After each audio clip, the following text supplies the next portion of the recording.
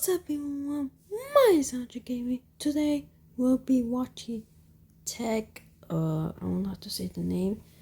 It says he uploaded a new video, Oneplus 15 review. Big step back was miswatch. So I've been suffering from a strong sense of deja vu while reviewing the Oneplus 15. And that's not just because for the past 15 years or so I've been doing very little besides reviewing smartphones. Well, reviewing smartphones and sucking whiskey bottles dry like there's some kind of miracle cure for baldness lurking at the bottom.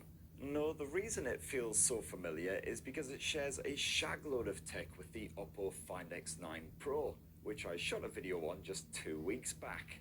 However, the Oneplus 15 does serve up a very different camera experience, as well as that big burly Snapdragon 8 Elite Gen 5 for the ultimate gaming performance. Now, the Oneplus 15 is available from today, so no hanging about if you're absolutely dripping for one. But is it worth it? Well, I've been using it as my full-time smartphone this past week, so here's my OnePlus 15 review. And for more on the latest and greatest tech, please do subscribe and ding that old notifications bell. Cheers! I'm going to subscribe. Oh, we did. Okay. Oh, Now, like most smartphones in 2025, the OnePlus 15 kind of resembles the bastard offspring of a couple of randy iPhones. All those typical design tropes, including flat edges and sharp corners. It's not really much in the way of distinctive personality here, especially as it very closely resembles its sibling, the Oppo Find X9 Pro. And thankfully, the bezels surrounding that 6.78-inch screen are rather wee, so at least it's not a ridiculous handful. Although at 215 grams, the OnePlus 15 is almost as hefty as some recent foldables.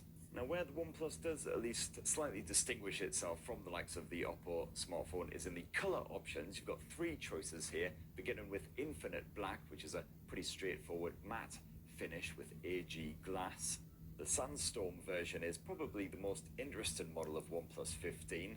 This sports a fiberglass back, which is apparently tougher than titanium. And this is crafted using a micro-arc oxidation technique, which basically just sounds like they blast the living shit out of it with electricity. And I was expecting quite a textured finish to add a bit of grip, but it's actually quite smooth, surprisingly so. It's almost like you're stroking porcelain.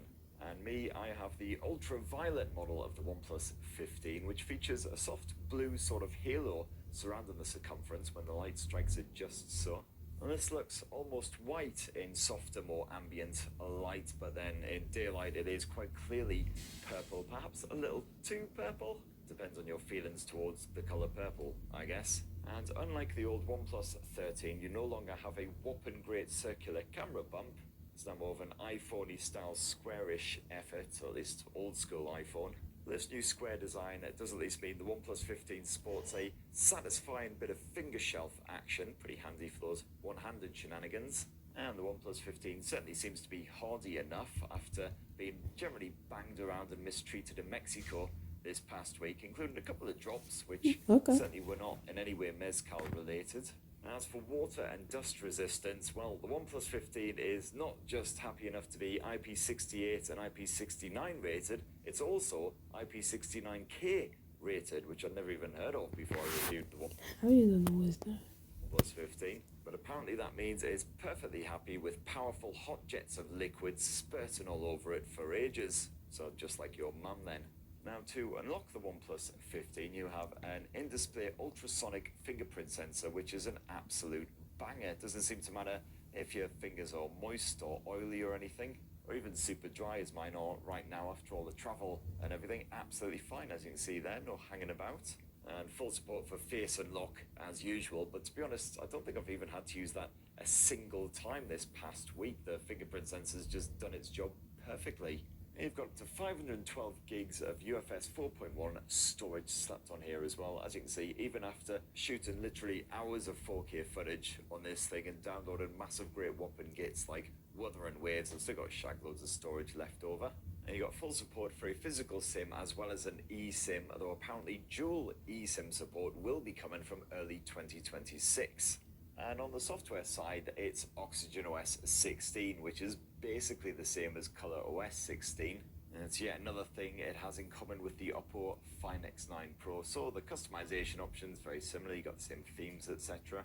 The same lovely, silky smooth, seamless animations, and loads of decent features, including a pretty dense, in-depth gaming mode, with all kinds of different features that you can play about with, including some new bits like quick startup, which actually keeps your game running in the background, so you aren't hanging about waiting for it to load the next time you want to play, though of course that will impact battery life. And you've also got that same motion cues feature, which can help to prevent motion sickness if you are just staring at your smartphone while you're on a bus or in a car or whatever, just by chucking a bunch of moving blue dots on the screen. Although I have found this has been quite buggy, unfortunately. Those blue dots usually stay static for me if I switch on the feature when I'm already in a fast-moving car or train or whatever, so hopefully just an early bug that will be rectified imminently. And of course you've got the usual trough of AI goodies, including a nifty bit of AI photo editing. Sadly, it can't completely rescue blurry, shaky, drunken shots like this, just make them ever so slightly less cack. You've got all kinds of different tools in here which can help you to reframe a shot, remove any background stragglers, etc. Sometimes works better than other times, but always worth a go. If you jump into the AI Playlab app, the Yumsee feature is actually pretty good. The idea is you take a picture of a menu, even if it's in a foreign language, does not matter, and then it will basically explain to you what each of the items is and even generate a way.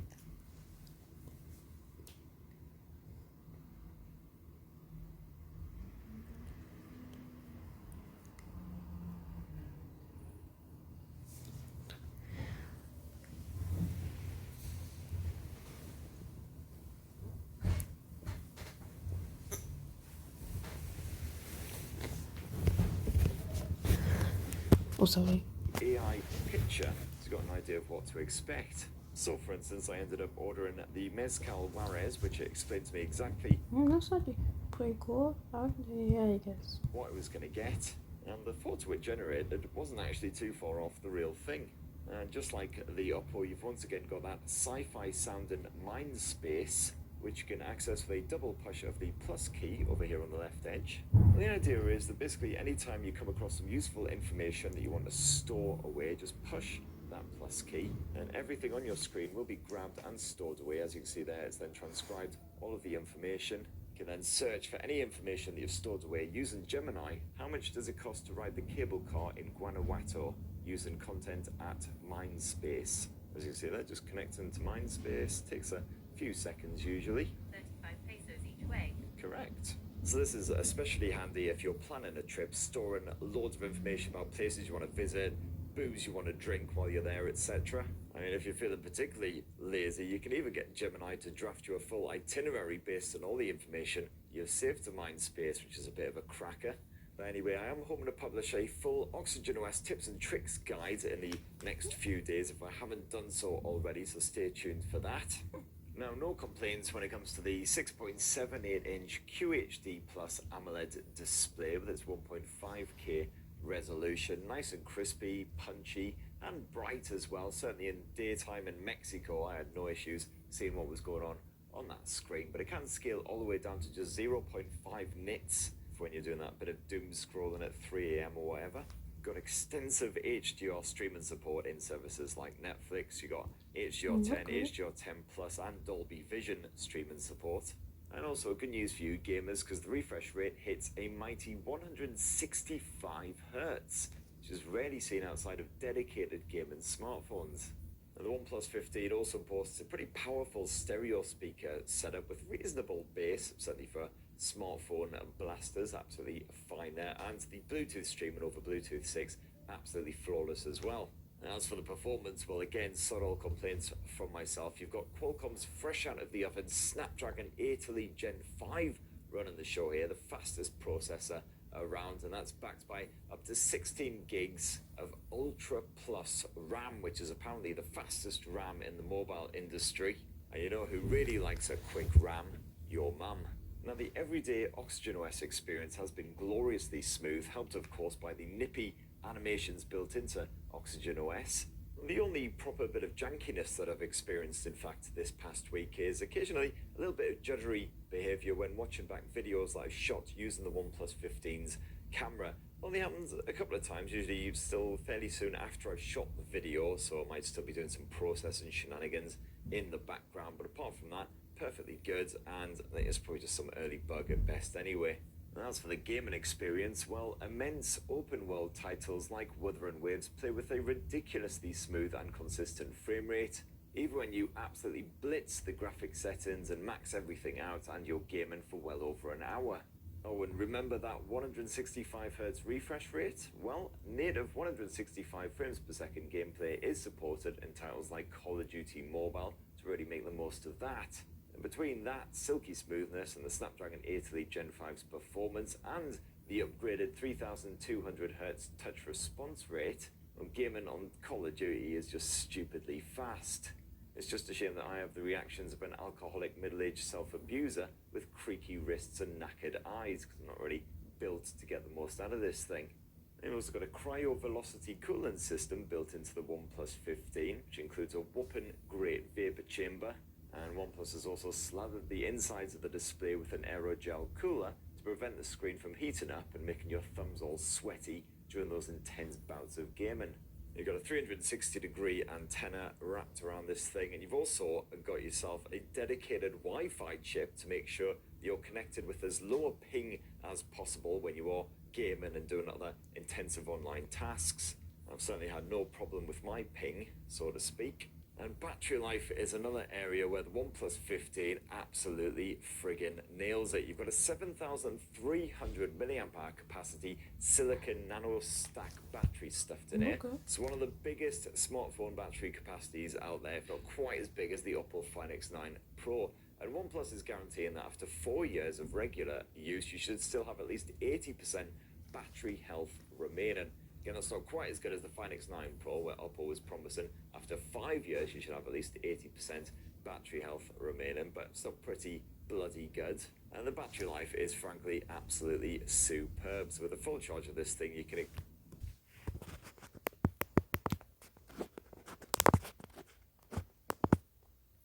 a screen on time well into double digits.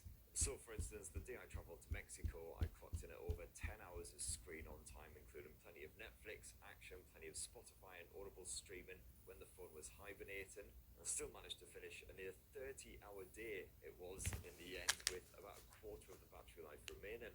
And while I was in Mexico, every single day I was clocking in at least 8 or 9 hours of screen on time, plenty of camera action. I was shooting a lot of 4K video on this thing, as well as, again, the usual Spotify streaming, message checking, etc., and still just about getting it into power saver mode at the end of a very long day. And if you're playing at Wuthering Waves in championship mode, you can expect approximately 6.5 hours of action from a full charge, and that is with all those visual settings maxed out. If you do finally manage to pretty much drain the bugger, well, no worries, it'll power up again in a jiffy, because you've got 120-watt SuperBoot charging support in this thing. So basically, bung a cable in it for about half an hour, you'll be most of the way there. I think it takes basically 40 minutes to get a full charge, as long as you've got the appropriate equipment. And you also got yourself a bit of 50-watt AirView wireless charging support. And so, my lovelies, we're almost finished with this delightful wee OnePlus 15 review, but let's just round things off with a bit of a squint at the old optics. And for its main shooter, OnePlus has slapped in a 50-megapixel IMX 986 sensor, 1.56-inch sensor. It's quite as big as you might hope for a flagship smartphone. Used it as my full-time smartphone this past week, and I got to say, certainly got a lot of appeal for gamers and more demanding users with its excellent performance and banging battery life. However, if you're after a proper flagship-style camera experience, I would highly recommend checking out the likes of the Oppo Find X9 Pro instead. Otherwise, you might be a wee bit disappointed. It's certainly a shame, because it feels like the camera experience is a big step back from the OnePlus 15 compared with the previous flagship. And also, if you are a gamer, you're looking for something with hardcore dedicated gaming performance, we'll definitely check out the Red Magic 11 Pro, which I just reviewed here on Spurt. Again, supports that Snapdragon 8 Elite Gen 5 and a whole bunch of camera tools and features that you'll really get a kick out of. Anyway, that's what this knackered old northern ninny reckons. Apologies if I've been a bit more slurry and stuff than usual. I've literally just got off a flight from Mexico, so I've been travelling for about 24 hours now. And speaking of which, only just hitting that low battery